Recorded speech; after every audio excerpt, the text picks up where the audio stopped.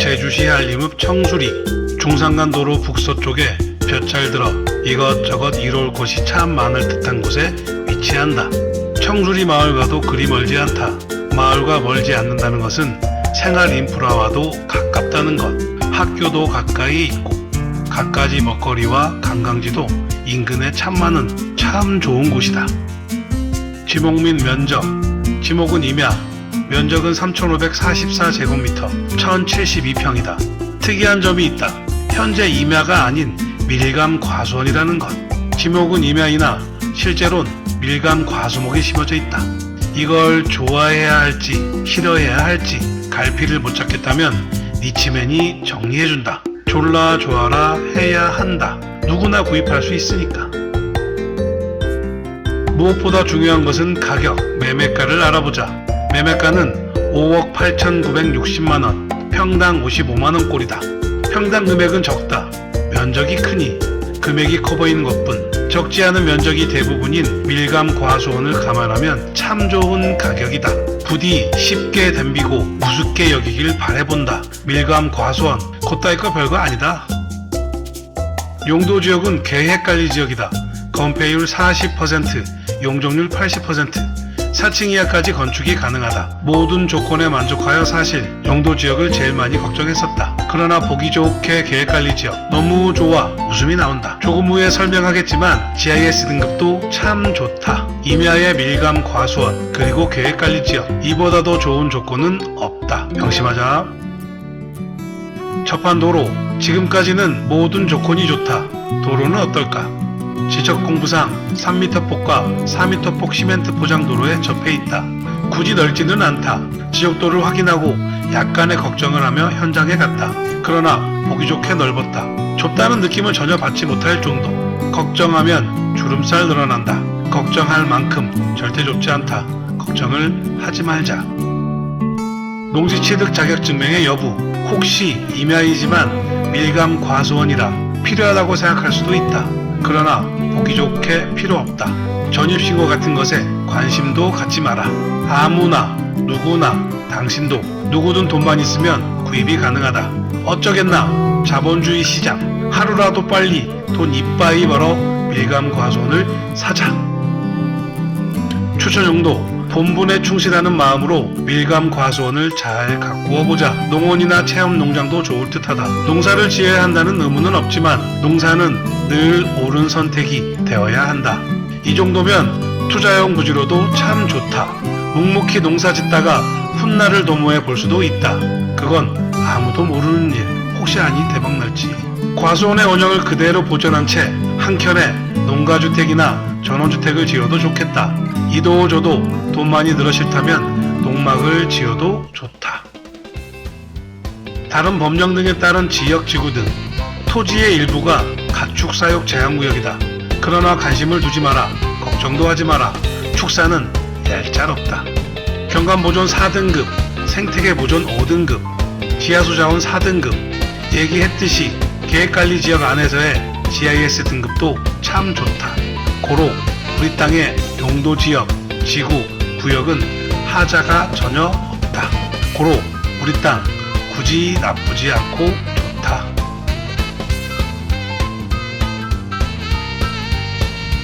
토지의 생긴 모양은 이렇다. 자세히 보자. 무얼 닮았는지. 맨날 뭐 닮았냐고 떠들기만 하고 제대로 말도 하지 못한다. 근데 아무리 봐도 잘 안 보인다. 아마 그쪽으론 소질이 없는 듯하다. 각설하고 지금부턴 본격적으로 임야를 가장해야만 했던 밀감 과수원의 사연을 만나러 출발한다. 출발하자. 출발. 임야 안의 밀감 과수원.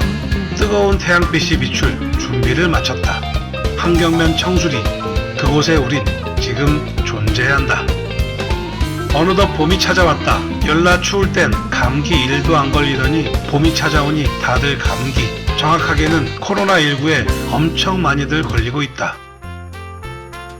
이러다 전 국민이 다 걸리는 것은 아닌가 하는 생각이 짙은 어느 봄날에 하루를 이렇게 시작한다.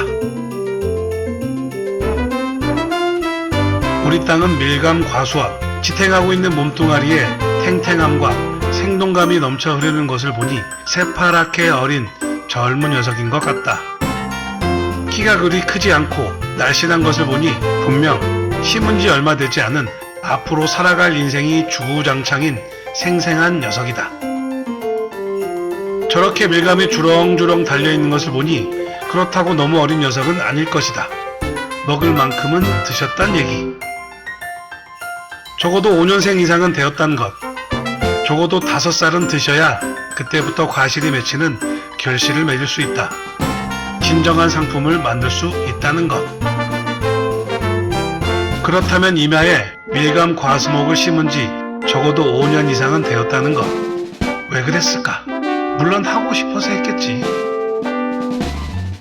토질의 상태를 보니 나무가 자라있던 임야에 밀감 과수목을 심은 것은 아닌 듯하다. 아마 더 훨씬 예전부터 농지로 이용되었던 땅으로 추정된다.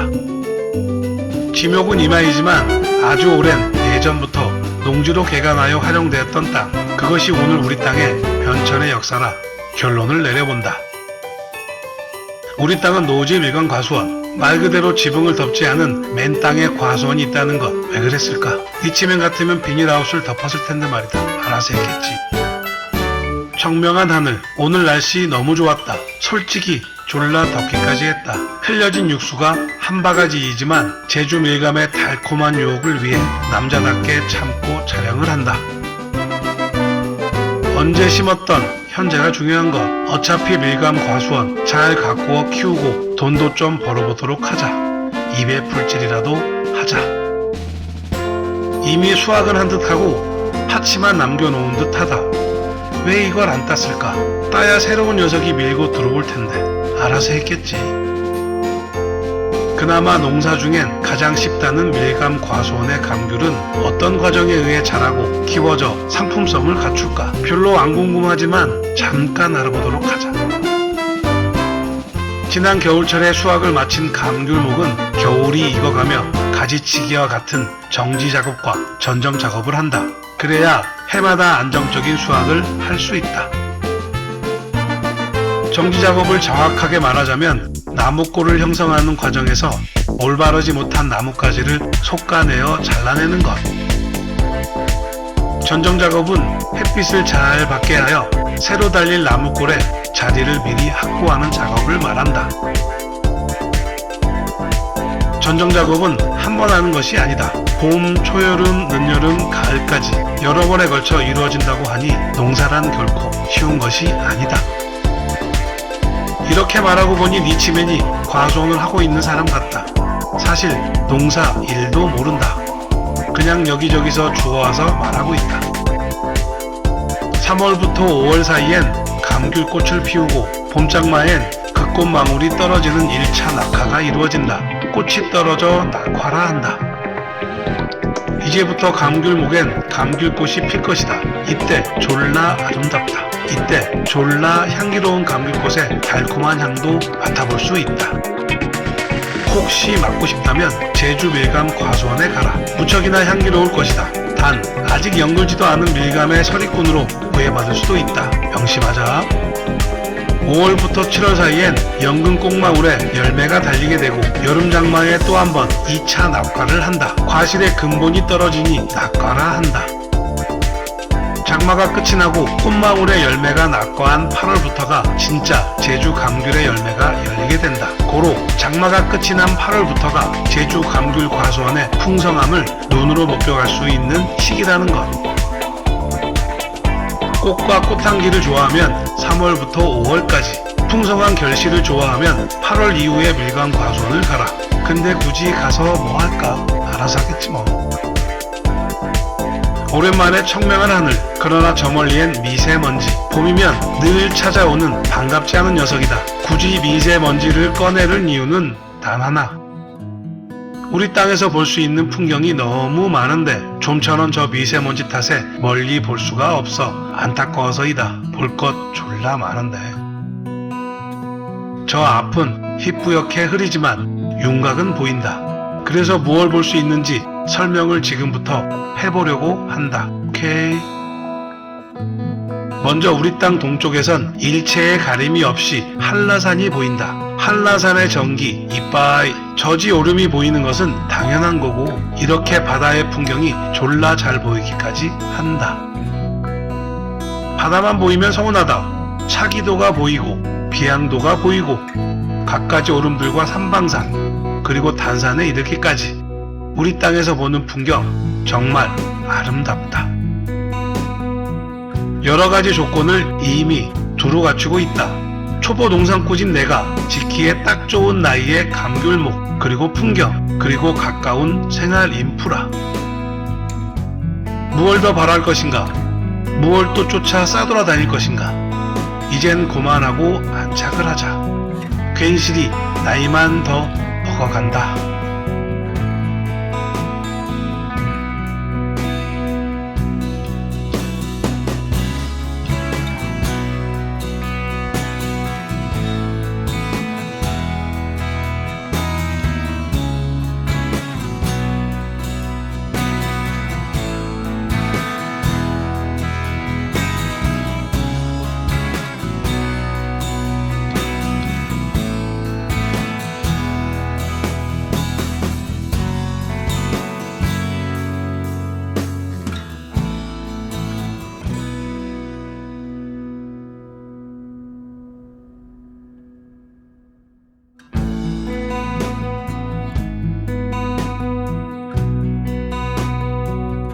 무얼 더 바라고 있는지 갑자기 막 궁금하다.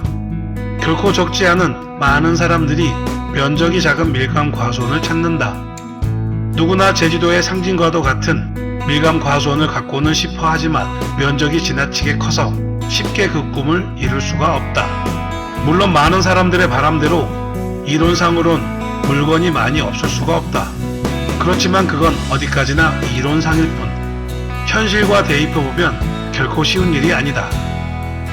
거꾸로 내가 농사를 지어 생활을 영위하고 있는 농민이라 가정을 해보자. 밀감 과수원 1,200평짜리를 가지고 입에 풀칠이나 할 수 있을 것 같은가? 어린 반프로치도 없다. 부동산 시장에 면적이 작은 밀감 과수원이 나오는 경우는 거의 같다.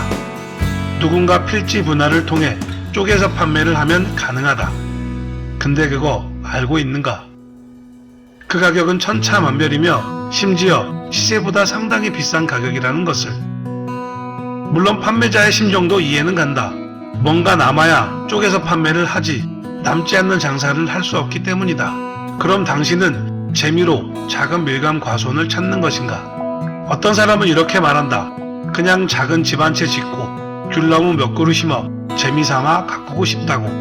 그럼 그냥 과수원 아닌 땅을 구입하라. 그곳에 집 짓고 밀감 과수목을 심으면 되지. 굳이 왜 밀감 과수원을 찾는가?